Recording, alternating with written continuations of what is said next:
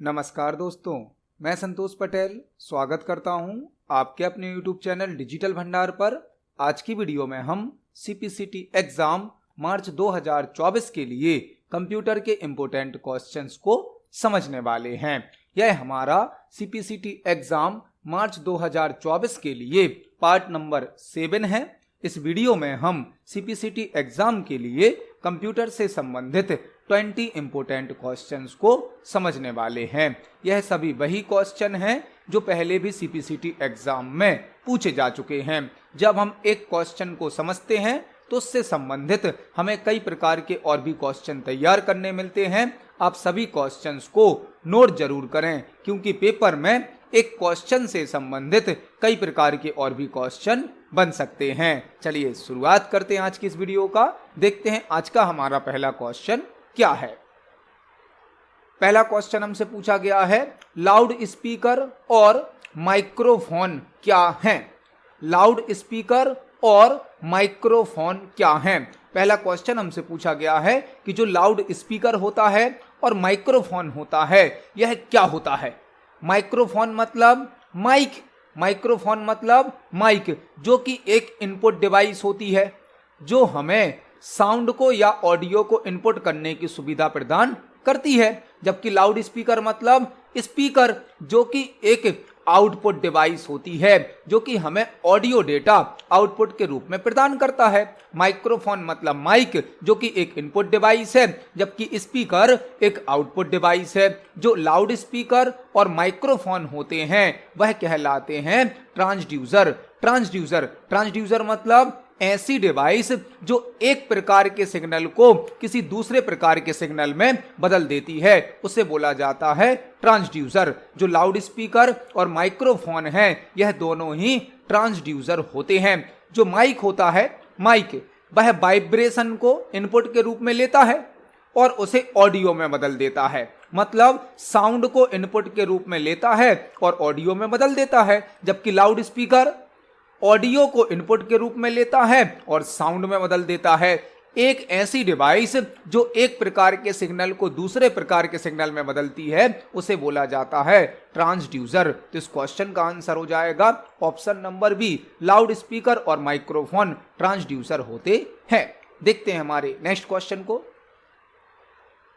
Next question है, निम्नलिखित में से कौन सा ऑडियो को संपीड़ित और संग्रहित करने की एक विधि है?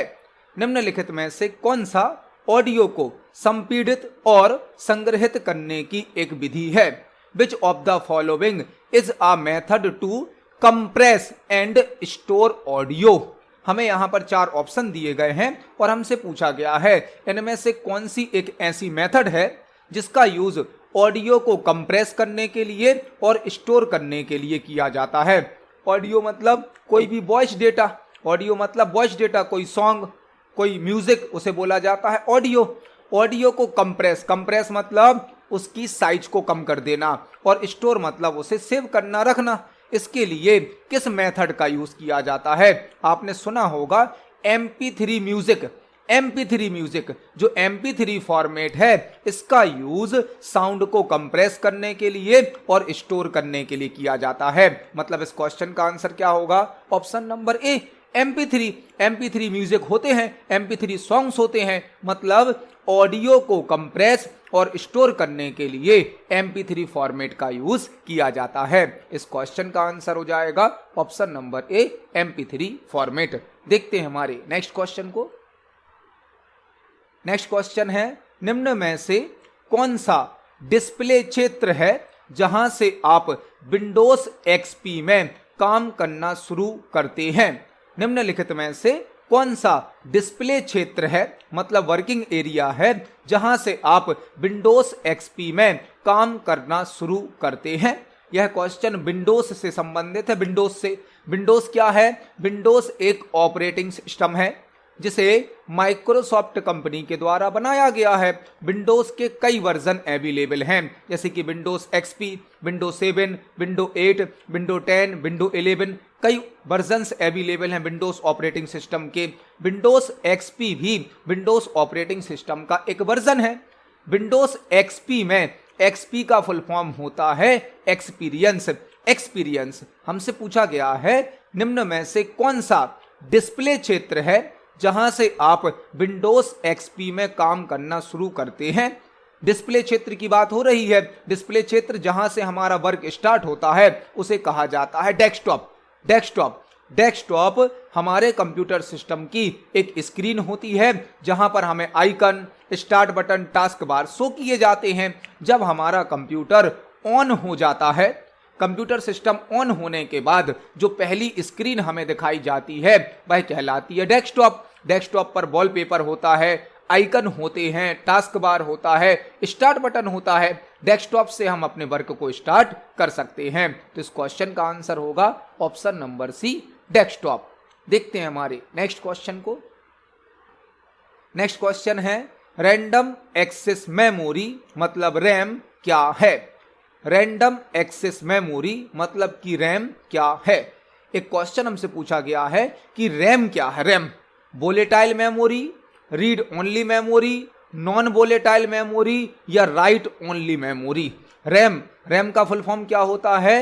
रैंडम एक्सेस मेमोरी, जो कि हमारे कंप्यूटर की एक प्राइमरी मेमोरी होती है और प्राइमरी मेमोरी को मेन मेमोरी भी कहा जाता है। रैम मतलब रैंडम एक्सेस मेमोरी, जो कि हमारे कंप्यूटर की एक प्राइमरी मेमोरी होती है, जिसे मेन मेमोरी भी कहा जाता है। रैम एक वोलेटाइल मेमोरी होती है। वोलेटाइल मतलब अस्थाई होती है, अस्थाई। रैम एक वोलेटाइल मेमोरी है, मतलब कि अस्थाई मेमोरी है, जो कि डेटा को टेम्परेरी स्टोर करती है। जब तक कंप्यूटर ऑन रहता है तब तक रैम में डेटा स्टोर रहता है। कंप्यूटर के ऑफ होने पर रैम से डेटा डिलीट हो जाता है। जब हम किसी प्रोग्राम को या किसी फाइल को ओपन करते हैं तो वह रैम में स्टोर हो जाता है। मतलब इस क्वेश्चन का आंसर होगा ऑप्शन नंबर ए।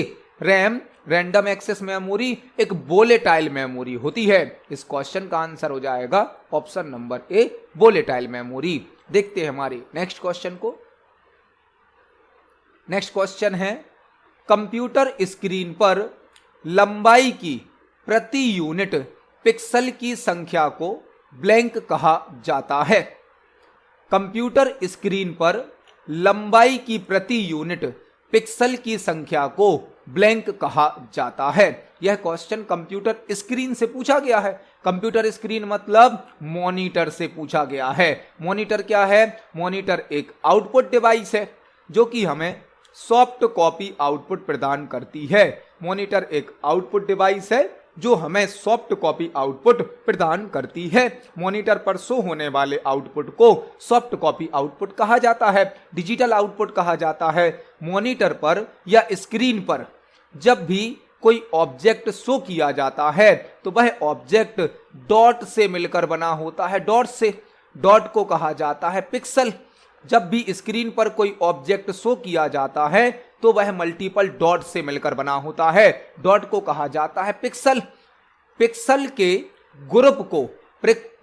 ग्रुप को रिजोल्यूशन कहा जाता है। रिजोल्यूशन, पिक्सल की संख्या जितनी अधिक होगी रिजोल्यूशन उतना अधिक होगा, और रिजोल्यूशन अधिक होगा तो पिक्चर की क्वालिटी अच्छी होगी। पिक्सल की संख्या कम हो जाएगी तो रिजोल्यूशन कम हो जाएगा, मतलब पिक्चर की क्वालिटी खराब हो जाएगी। जो पिक्सल होते हैं, जो डॉट होते हैं, इनके ग्रुप को कहा जाता है रिजोल्यूशन। मतलब इस क्वेश्चन का आंसर हो जाएगा ऑप्शन नंबर ए, रिजोल्यूशन। रिजोल्यूशन को पीपीआई में मेजर किया जाता है। पीपीआई मतलब पिक्सल पर इंच। जो रिजोल्यूशन होता है उसे पीपीआई में मापा जाता है, पिक्सल पर इंच में। तो इस क्वेश्चन का आंसर हो जाएगा ऑप्शन नंबर ए, रिजोल्यूशन। पिक्सल की संख्या को रिजोल्यूशन कहा जाता है।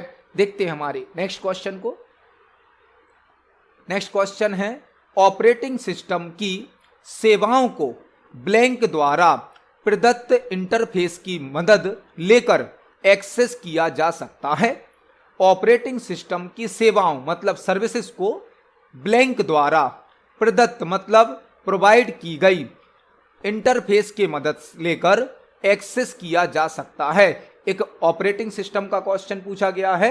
ऑपरेटिंग सिस्टम की सेवाओं को ब्लैंक द्वारा प्रदत्त इंटरफेस की मदद लेकर एक्सेस किया जा सकता है। यह क्वेश्चन ऑपरेटिंग सिस्टम से संबंधित है। ऑपरेटिंग सिस्टम क्या होता है? ऑपरेटिंग सिस्टम एक सिस्टम सॉफ्टवेयर होता है जो कि हमारे कंप्यूटर का मेन सॉफ्टवेयर होता है। ऑपरेटिंग सिस्टम के बिना हमारा कंप्यूटर बूट नहीं हो सकता है। बूट नहीं हो सकता मतलब ऑन नहीं हो सकता है।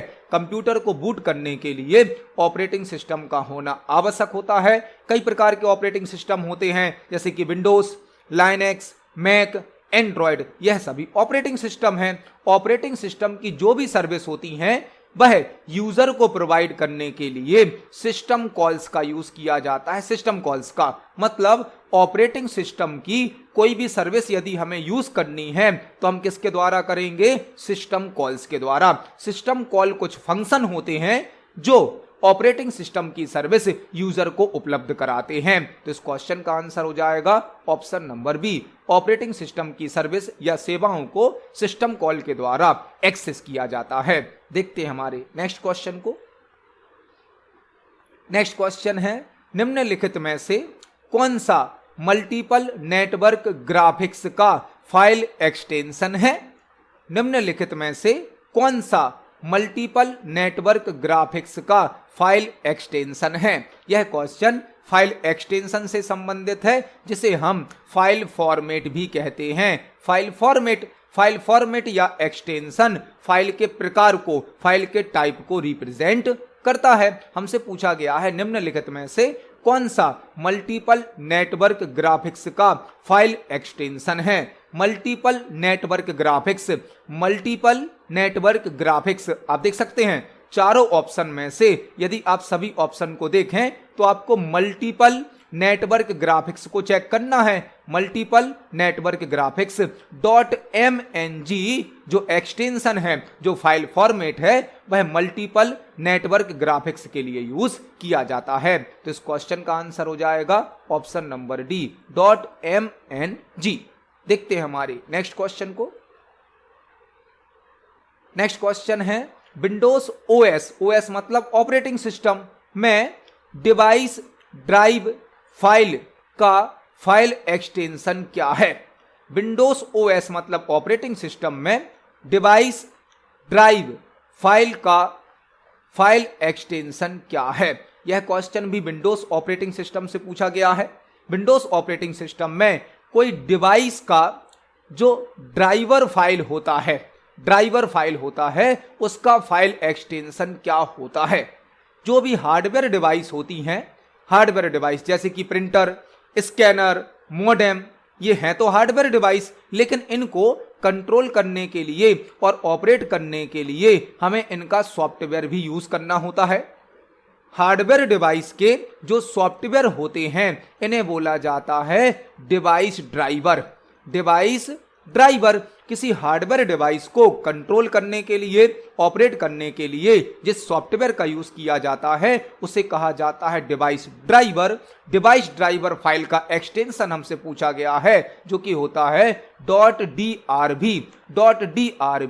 डिवाइस ड्राइवर फाइल का एक्सटेंशन होता है। तो इस क्वेश्चन का आंसर हो जाएगा option number B. Windows operating system में जो डिवाइस ड्राइवर फाइल होती हैं उनका एक्सटेंशन होता है .drb। इस क्वेश्चन का आंसर है ऑप्शन नंबर बी। देखते हैं हमारे नेक्स्ट क्वेश्चन को। नेक्स्ट क्वेश्चन है, निम्नलिखित में से कौन ऑनलाइन उचित शिष्टाचार और व्यवहार के महत्व को दर्शाता है? निम्नलिखित में से कौन ऑनलाइन उचित शिष्टाचार और व्यवहार के महत्व को दर्शाता है? हमसे क्वेश्चन पूछा गया है जो कि इंटरनेट से संबंधित है। निम्नलिखित में से कौन ऑनलाइन उचित शिष्टाचार और व्यवहार के महत्व को दर्शाता है? यहां पर जो क्वेश्चन पूछा गया है वह इंटरनेट से संबंधित है जिसका आंसर है नेटिकेट दो शब्दों से मिलकर बना है। एक शब्द होता है नेट और एक होता है एटिकेट। नेटिकेट दो शब्दों से मिलकर बना है, नेट और एटिकेट। नेट मतलब इंटरनेट और एटिकेट मतलब होता है शिष्टाचार। इंटरनेट पर एक अच्छा शिष्टाचार व्यवहार को दर्शाने के लिए एक वर्ड यूज किया जाता है जो कि होता है नेटिकेट। नेट मतलब इंटरनेट और एटिकेट मतलब होता है शिष्टाचार। तो इंटरनेट पर एक उचित व्यवहार को, एक शिष्टाचार व्यवहार को दर्शाने के लिए एक वर्ड यूज किया जाता है जो कि होता है नेटिकेट। तो इस क्वेश्चन का आंसर हो जाएगा ऑप्शन नंबर ए, नेटिकेट। देखते हैं हमारे नेक्स्ट क्वेश्चन को। नेक्स्ट क्वेश्चन है URL का पूर्ण रूप क्या है? URL का पूर्ण रूप क्या है? हमसे क्वेश्चन पूछा गया है URL का फुल फॉर्म क्या होता है। बहुत ही बेसिक सा और सिंपल सा क्वेश्चन है। URL क्या होता है? URL किसी वेब पेज या किसी वेबसाइट का यूनिक एड्रेस होता है। किसी वेब पेज, किसी वेबसाइट या किसी रिसोर्स का एड्रेस कहलाता है URL। इंटरनेट पर किसी वेब पेज, किसी वेबसाइट या किसी रिसोर्स को एक्सेस करने के लिए हमें उसका एड्रेस टाइप करना होता है। उस एड्रेस को कहा जाता है URL, जिसका फुल फॉर्म होता है uniform resource locator. Uniform resource locator मतलब इस क्वेश्चन का आंसर हो जाएगा ऑप्शन नंबर ए। URL का full form uniform resource locator होता है।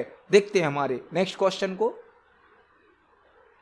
नेक्स्ट क्वेश्चन है उन वह फाइलों को क्या कहा जाता है जो ईमेल मैसेज के साथ अलग से संलग्न करके भेजी जाती हैं?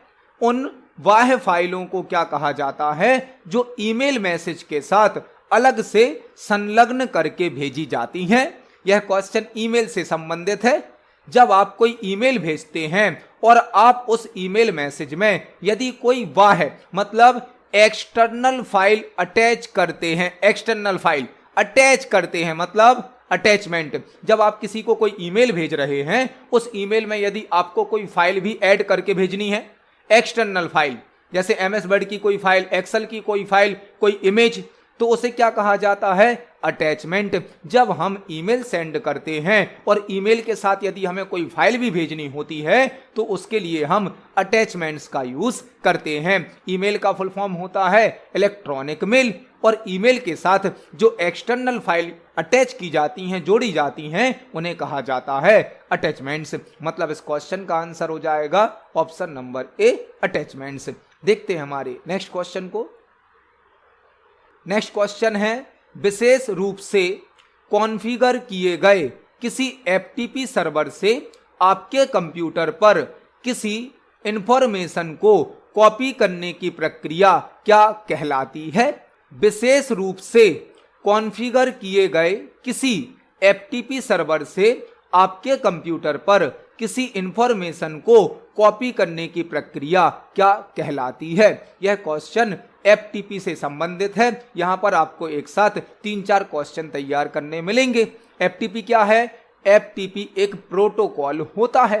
प्रोटोकॉल का मतलब क्या होता है? प्रोटोकॉल का मतलब होता है set of rules. Protocol set of rules होते हैं। प्रोटोकॉल का यूज कंप्यूटर नेटवर्क में प्रॉपर कम्युनिकेशन करने के लिए किया जाता है।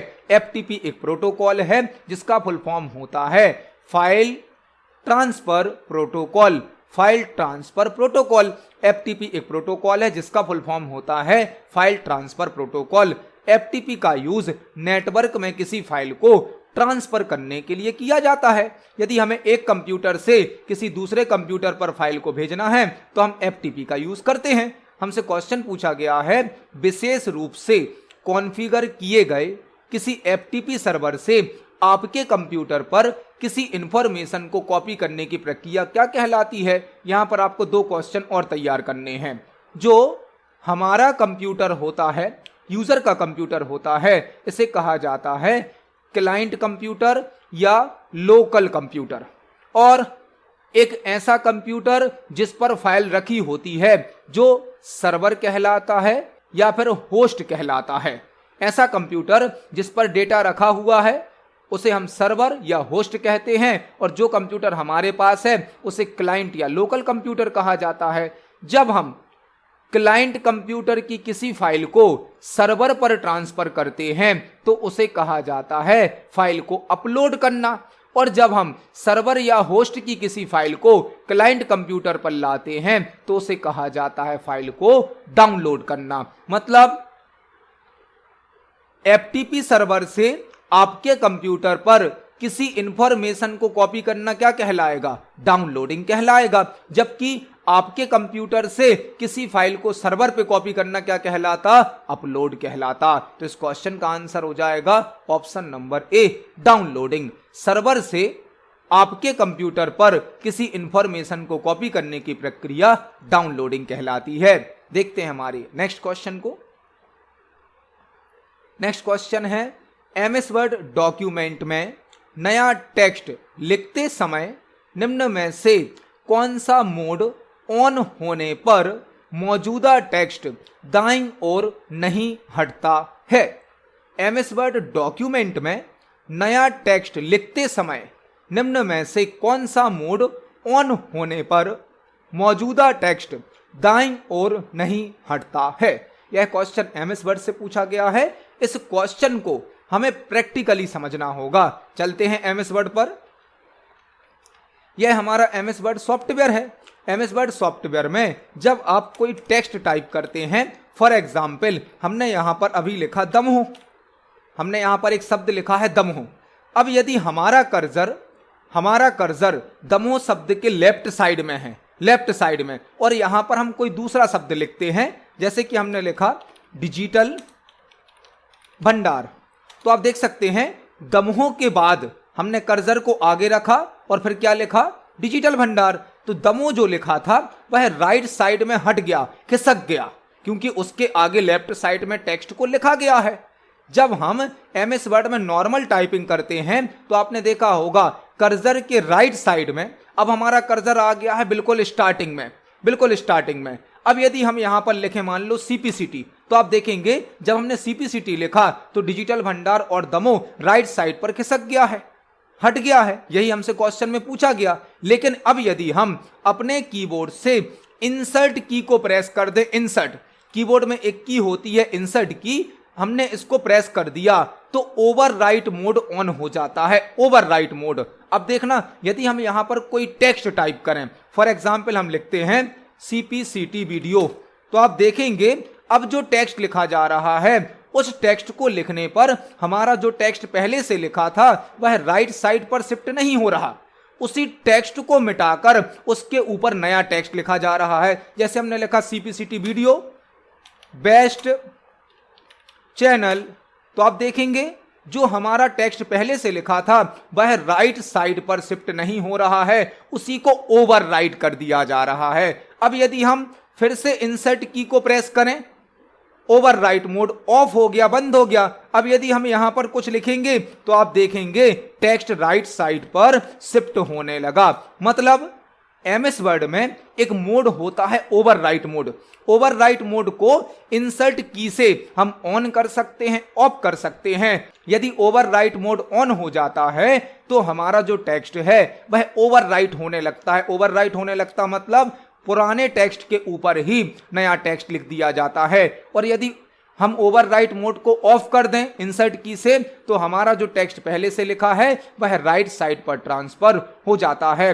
आप अपने कंप्यूटर में ओवरराइट मोड को फाइल, ऑप्शंस, इसके बाद एडवांस के अंदर एडिटिंग ऑप्शंस में होता है यूज द इंसर्ट की टू कंट्रोल ओवरराइट मोड। इस ऑप्शन को ऑन करके आप ओवरराइट मोड को प्रैक्टिकली भी यूज कर सकते हैं। यदि यहां से ऑन नहीं करेंगे तो इंसर्ट की से ओवरराइट मोड ऑन और ऑफ नहीं होगा। पहले आपको यहां सेटिंग से ऑन करना होगा, उसके बाद ही आप इंसर्ट की से ओवरराइट मोड को ऑन और ऑफ कर सकते हैं। तो इस क्वेश्चन का आंसर क्या हो जाएगा? Option number B, overwrite mode. Overwrite mode on हो जाएगा तो हमारा जो टेक्स्ट है वह दाईं ओर नहीं हटेगा। ओवरराइट मोड ऑफ कर देंगे तो हमारा टेक्स्ट दाईं ओर हट जाएगा। इस क्वेश्चन का आंसर है ऑप्शन नंबर बी। देखते हैं हमारे नेक्स्ट क्वेश्चन को। नेक्स्ट क्वेश्चन है, प्रत्येक वेबसाइट का यूनिक एड्रेस होता है जिसे ब्लैंक कहा जाता है। प्रत्येक वेबसाइट का यूनिक एड्रेस होता है जिसे ब्लैंक कहा जाता है। हमने आज की वीडियो में ही इस क्वेश्चन को भी समझा था। प्रत्येक वेब पेज, प्रत्येक वेबसाइट का, प्रत्येक रिसोर्स का एक यूनिक एड्रेस होता है जिसे कहा जाता है URL। URL मतलब uniform resource locator. Uniform resource locator, uniform resource locator URL का फुल फॉर्म होता है। URL एक यूनिक एड्रेस होता है जो कि किसी वेब पेज, किसी वेबसाइट या किसी रिसोर्स से संबंधित होता है। तो इस क्वेश्चन का आंसर हो जाएगा option number B, uniform resource locator. आपको एक और क्वेश्चन तैयार करना है। HTTP का फुल फॉर्म क्या होता है? HTTP का full form hyper text transfer protocol होता है। हाइपर टेक्स्ट ट्रांसफर प्रोटोकॉल होता है। इस क्वेश्चन का आंसर है ऑप्शन नंबर बी। देखते हैं हमारे नेक्स्ट क्वेश्चन को। नेक्स्ट क्वेश्चन है MS Excel 2019 में फॉर्मूला टैब पर जाने के लिए किस कीबोर्ड शॉर्टकट का उपयोग किया जाता है?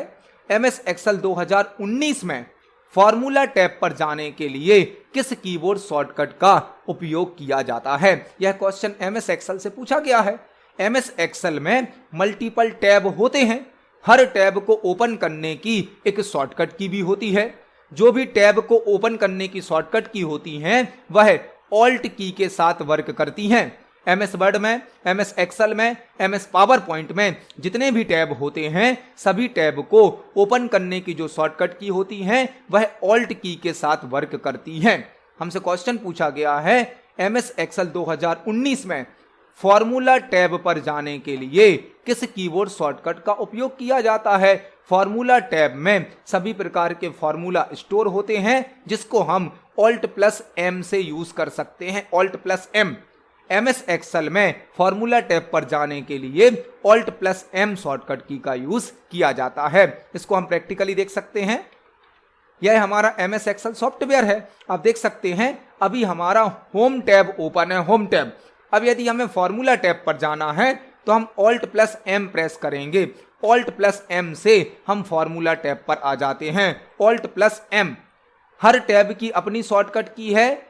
Alt+H होम टैब के लिए, Alt+N इंसर्ट टैब के लिए, Alt+P पेज लेआउट टैब के लिए, Alt+M फॉर्मूलाज टैब के लिए, Alt+A डेटा टैब के लिए, Alt+R रिव्यू टैब के लिए, Alt+W व्यू टैब के लिए।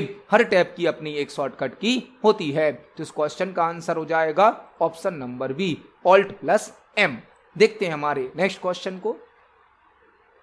नेक्स्ट क्वेश्चन है उपयोगकर्ता द्वारा भीम आधार पे में भुगतान करने के लिए निम्न में से किस स्कैनर का उपयोग किया जाता है या प्रयोग किया जाता है? हमसे क्वेश्चन पूछा गया है उपयोगकर्ता द्वारा मतलब यूजर्स द्वारा भीम आधार पे में भुगतान करने के लिए निम्न में से किस स्कैनर का प्रयोग किया जाता है? यह क्वेश्चन भीम ऐप से संबंधित है। भीम ऐप से संबंधित आपको कई प्रकार के क्वेश्चन यहां पर तैयार करने मिलेंगे। भीम ऐप क्या है? भीम ऐप इंटरनेट के माध्यम से ऑनलाइन मनी ट्रांसफर करने की सर्विस प्रोवाइड करती है। भीम ऐप यूपीआई पर वर्क करती है। यूपीआई पर, यूपीआई मतलब unified payment interface, unified payment interface. Bhim app UPI के माध्यम से ऑनलाइन मनी ट्रांसफर करने की सुविधा प्रदान करती है। भीम ऐप में भीम का फुल फॉर्म होता है Bharat interface for money, Bharat interface for money. Bhim app में भीम का फुल फॉर्म होता है Bharat interface for money. Bhim app को सन 2016 में लॉन्च किया गया था। भीम ऐप का नाम डॉक्टर भीमराव अंबेडकर जी के नाम पर रखा गया है। भीम ऐप को NPCI के द्वारा बनाया गया है। NPCI मतलब national payments corporation of India, national payments corporation of India के द्वारा भीम ऐप को बनाया गया है। जब आप भीम ऐप में आधार पे से भुगतान करेंगे, आधार की बात आ रही है, आधार कार्ड, उसके द्वारा भुगतान करेंगे तो आपको अपना फिंगरप्रिंट भी स्कैन करना पड़ेगा। फिंगरप्रिंट आपने देखा होगा, करंट टाइम पर हम अपने आधार कार्ड के माध्यम से फिंगरप्रिंट लगाकर पैसे को ट्रांसफर कर सकते हैं, पैसे को विड्रॉल कर सकते हैं। मतलब इस क्वेश्चन का आंसर क्या हो जाएगा? Option number C, fingerprint. यदि हमें भीम ऐप में आधार कार्ड से पेमेंट करना है तो हमें अपने फिंगरप्रिंट स्कैनर का यूज करना होता है। इस क्वेश्चन का आंसर हो जाएगा ऑप्शन नंबर सी, फिंगरप्रिंट। देखते हैं हमारे नेक्स्ट क्वेश्चन को। नेक्स्ट क्वेश्चन है ब्लैंक लाखों कंप्यूटरों और कंप्यूटर नेटवर्कों का एक विकेंद्रीकृत नेटवर्क है। ब्लैंक लाखों कंप्यूटरों और कंप्यूटर नेटवर्कों का एक विकेंद्रीकृत नेटवर्क है। यह क्वेश्चन कंप्यूटर नेटवर्क से संबंधित है, इंटरनेट से संबंधित है। कंप्यूटर नेटवर्क क्या होता है? कंप्यूटर नेटवर्क मल्टीपल कंप्यूटर और डिवाइसेस का कलेक्शन होता है। कंप्यूटर नेटवर्क मल्टीपल कंप्यूटर या मल्टीपल डिवाइसेस का कलेक्शन होता है। कंप्यूटर नेटवर्क का यूज इंफॉर्मेशन और रिसोर्सेज को शेयर करने के लिए किया जाता है। हमसे पूछा गया है ब्लैंक लाखों कंप्यूटरों और कंप्यूटर नेटवर्कों का एक विकेंद्रीकृत नेटवर्क होता है। लाखों कंप्यूटर और कंप्यूटर के नेटवर्कों को जब मिला दिया जाता है तो बन जाता है इंटरनेट। इंटरनेट क्या है? इंटरनेट मतलब नेटवर्क का नेटवर्क। नेटवर्क का नेटवर्क कौन कहलाता है? इंटरनेट। इंटरनेट मतलब इंटरकनेक्टेड नेटवर्क या इंटरनेशनल नेटवर्क।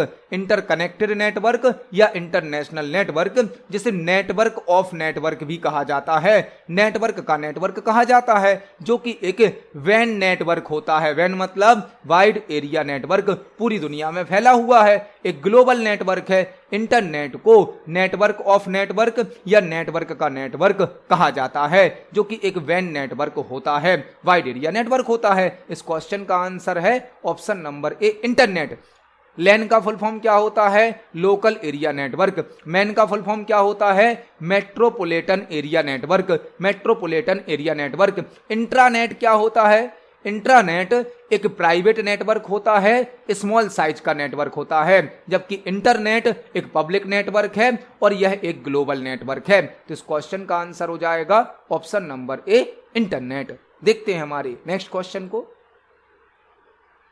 नेक्स्ट क्वेश्चन है MS वर्ड 2019 में keyboard shortcut shift plus F3 एक साथ ब्लैंक संक्रियाओं को करने में सक्षम है।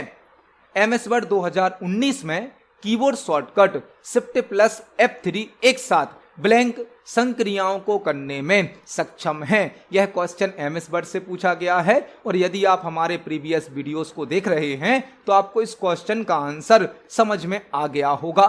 यह क्वेश्चन MS वर्ड का है, जो कि शिफ्ट प्लस F3 शॉर्टकट की से पूछा गया है। शिफ्ट प्लस F3 शॉर्टकट की किस लिए यूज होती है? चेंज केस के लिए। चेंज केस की शॉर्टकट की होती है shift plus F3। Change case क्या होता है? चेंज केस MS वर्ड में टाइप होने वाले टेक्स्ट को स्मॉल लेटर में, कैपिटल लेटर में या स्मॉल और कैपिटल दोनों लेटर में टाइप करने की सुविधा प्रदान करता है। MS वर्ड के होम टैब में फॉन्ट ग्रुप के अंदर चेंज केस नाम का एक ऑप्शन होता है। MS वर्ड में टोटल 5 प्रकार के केस होते हैं। 5 प्रकार के चेंज केस की शॉर्टकट की होती है शिफ्ट प्लस F3, लेकिन इस शॉर्टकट की से केवल 3 केस यूज किए जाते हैं। होते टोटल 5 केस हैं, लेकिन शॉर्टकट की से केवल कितने केस चलते हैं? 3। मतलब इस क्वेश्चन का आंसर होगा 3। MS वर्ड में चेंज केस की शॉर्टकट की होती है शिफ्ट प्लस F3, जिससे केवल 3 केस यूज किए जाते हैं। तो इस क्वेश्चन का आंसर होगा ऑप्शन नंबर सी, 3, जो शिफ्ट प्लस F3 है, एक साथ 3 संक्रियाओं को करने में सक्षम है। इसको हम प्रैक्टिकली देख सकते हैं। MS वर्ड में होम टैब के अंदर फॉन्ट ग्रुप में चेंज केस नाम का ऑप्शन होता है, जहां पर टोटल 5 प्रकार के केस होते हैं। MS वर्ड का डिफॉल्ट केस होता है सेंटेंस केस, जबकि इसके अलावा 4 केस और होते हैं। सेंटेंस केस तो डिफॉल्ट केस है, जिसमें पूरे सेंटेंस का, पूरे वाक्य का पहला अक्षर बड़ा होता है, बाकी सभी अक्षर छोटे होते हैं। दूसरा केस है लोअर केस। लोअर केस क्या करता है? पूरे टेक्स्ट को छोटे अक्षरों में, मतलब स्मॉल लेटर में शो कर देता है। तीसरा केस होता है अपर केस। अपर केस पूरे टेक्स्ट को कैपिटल लेटर में बदल देता है। एक होता है capitalize each word. Capitalize each word मतलब हर शब्द का पहला अक्षर बड़ा कर दिया जाता है, बाकी सभी अक्षर छोटे कर दिए जाते हैं। और एक होता है टॉगल केस। टॉगल केस क्या करता है? टॉगल केस केस को रिवर्स कर देता है, मतलब जितने कैपिटल लेटर होते हैं वह स्मॉल में बदल जाते हैं और जितने स्मॉल लेटर होते हैं वह कैपिटल में बदल जाते हैं। Shift plus F3 change case की शॉर्टकट की है, जिससे केवल 3 केस चेंज होते हैं। 3 होते टोटल 5 हैं, लेकिन शॉर्टकट की से केवल 3 चेंज होते हैं। तो इस क्वेश्चन का आंसर हो जाएगा ऑप्शन नंबर सी 3। देखते हैं हमारे नेक्स्ट क्वेश्चन को। नेक्स्ट क्वेश्चन है, वर्ड डॉक्यूमेंट में स्पेस बार का उपयोग किस लिए होता है? वर्ड डॉक्यूमेंट में स्पेस बार का उपयोग किस लिए होता है? MS वर्ड डॉक्यूमेंट में आप स्पेस की का यूज क्यों करते हैं? स्पेस बार मतलब स्पेस की। टाइपिंग करते समय जब आप स्पेस की दबाते हैं तो उससे क्या होता है? ऑप्शन नंबर ए क्या है? रिक्त स्थान की कोई काल्पनिक संख्या डॉक्यूमेंट में इंसर्ट करने के लिए स्पेस की को दबाने से क्या कोई नंबर इंसर्ट होता है? नहीं होता है। डॉक्यूमेंट में एक क्षैतिज रेखा इंसर्ट करने के लिए कोई लाइन भी नहीं खींचता है स्पेस की। पैराग्राफ में लाइनों के बीच अंतराल देने के लिए लाइन स्पेसिंग भी सेट नहीं होती है स्पेस की से। स्पेस की क्या करती है? स्पेस देती है। अक्षर या शब्दों के बीच में स्पेस देने के लिए हम स्पेस बार या स्पेस की का यूज करते हैं। आंसर होगा ऑप्शन नंबर डी। एक स्पेस कैरेक्टर डालना जो शब्दों, वाक्यों आदि को अलग कर देता हो वह कहलाता है हमारा स्पेस की या स्पेस बार। स्पेस की या स्पेस बार से हम कैरेक्टर या वर्ड या सेंटेंस के बीच में स्पेस सेट कर सकते हैं। तो इस क्वेश्चन का आंसर होगा ऑप्शन नंबर डी। देखते हैं हमारे नेक्स्ट क्वेश्चन को। नेक्स्ट क्वेश्चन है, IP वर्जन 6 किसके द्वारा विकसित किया गया था? IPv6 किसके द्वारा विकसित किया गया था? यह क्वेश्चन कंप्यूटर नेटवर्क से संबंधित है और यहां पर आपको एक साथ कई क्वेश्चन तैयार करने मिलेंगे। हमसे क्वेश्चन पूछा गया है IPv6 मतलब इंटरनेट प्रोटोकॉल वर्जन 6 किसके द्वारा विकसित किया गया था? IP वर्जन 6 मतलब इंटरनेट प्रोटोकॉल वर्जन 6 किसके द्वारा विकसित किया गया था? पहला क्वेश्चन बनता है IP का फुल फॉर्म क्या है? IP का फुल फॉर्म होता है internet protocol. Internet protocol. IP address क्या होता है? IP एड्रेस प्रत्येक कंप्यूटर का एक यूनिक एड्रेस होता है जिसके द्वारा उस कंप्यूटर को नेटवर्क में पहचाना जाता है। IP एड्रेस प्रत्येक कंप्यूटर का एक यूनिक नंबर, एक यूनिक एड्रेस होता है जिसके द्वारा उस कंप्यूटर को नेटवर्क में पहचाना जाता है। IP एड्रेस की 5 क्लास होती हैं। IP एड्रेस की 5 क्लास होती हैं जो कि क्लास A से लेकर क्लास E तक होती हैं। IP प्रोटोकॉल के 2 वर्जन हैं, IP protocol version 4, IP protocol version 6। IP protocol के 2 वर्जन हैं, internet protocol version 4, internet protocol version 6। जो इंटरनेट प्रोटोकॉल वर्जन 4 है इसमें IP एड्रेस की साइज होती है 32 बिट्स 32 बिट, जबकि इंटरनेट प्रोटोकॉल वर्जन 6 में IP एड्रेस की साइज होती है 128 बिट मतलब 128 बिट। हमसे पूछा गया है इंटरनेट प्रोटोकॉल वर्जन 6 को किसके द्वारा बनाया गया है? इंटरनेट प्रोटोकॉल वर्जन 6 को बनाया गया है IETF के द्वारा। IETF के द्वारा इंटरनेट प्रोटोकॉल वर्जन 6 को बनाया गया है। इंटरनेट प्रोटोकॉल वर्जन 6 जो है वह किसके द्वारा बनाया गया है? IETF। IETF का फुल फॉर्म क्या होता है? Internet engineering task force. Internet engineering task force इस ऑर्गेनाइजेशन के द्वारा IP वर्जन 6 को क्रिएट किया गया है। इंटरनेट इंजीनियरिंग टास्क फोर्स इस ऑर्गेनाइजेशन के द्वारा इंटरनेट प्रोटोकॉल वर्जन 6 को बनाया गया है। तो इस क्वेश्चन का आंसर होगा ऑप्शन नंबर ए। आपको 3 क्वेश्चन और तैयार करने हैं। ISP का full form internet service provider होता है, इंटरनेट सर्विस प्रोवाइडर। OSI का full form open system interconnection होता है, ओपन सिस्टम इंटरकनेक्शन। ARPANET का full form advance research project agency network होता है। ARPANET का full form advance research project agency network होता है। तो इस क्वेश्चन का आंसर हो जाएगा ऑप्शन नंबर ए। IETF ने इंटरनेट प्रोटोकॉल वर्जन 6 को विकसित किया है? इस क्वेश्चन का आंसर है ऑप्शन नंबर ए। तो आज की वीडियो में हमने CPCT एग्जाम के लिए कंप्यूटर से संबंधित 20 इंपोर्टेंट क्वेश्चंस को समझा। जब हम एक क्वेश्चन को समझते हैं तो उससे संबंधित हमें कई प्रकार के और भी क्वेश्चन तैयार करने मिलते हैं। आप सभी क्वेश्चंस को पढ़ें, समझें। यदि आपका कोई क्वेश्चन है, कोई डाउट है तो कमेंट सेक्शन में जरूर पूछें। वीडियो पसंद आती है तो वीडियो को लाइक करें, ज़्यादा से ज़्यादा शेयर करें। मिलते हैं अगली वीडियो में। धन्यवाद।